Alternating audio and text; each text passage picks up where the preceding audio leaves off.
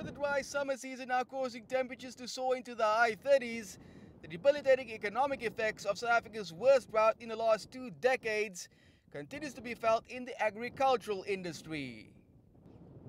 Livestock like beef and sheep are being brought to the markets a lot earlier for slaughter, and the oversupply has caused a drop in prices at numerous auctions. Because of the fundamental issue of demand and supply, this move has caused a fluctuation in prices. Farmers are taking a loss now, but prices are set to soar once they begin to regroup, and this could cause a supply shortage of red meat to the market.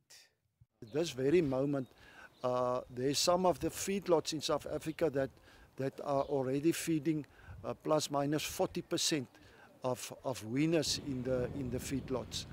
And the concern for us for the long term is that our breeding animals on the beef side is getting less and less. Then the farmers start building their herds, and then there will be a shortage of breeding animals, and it's a snowball effect on the long term. Red meat prices usually go up during the holiday season, when consumers traditionally purchase the most amount of meat. But for those hoping an oversupply may bring some relief, we'll be in for a surprise. At this moment, the consumer doesn't get the price, and that is a big concern for us. In the past years, also when there's a price drop for the farmer, for a producer, then that drop in the price doesn't go through to the consumer. Many grazing lands remain desolate and dry. Livestock remain at the mercy of the heat, at least until they are chosen for slaughter.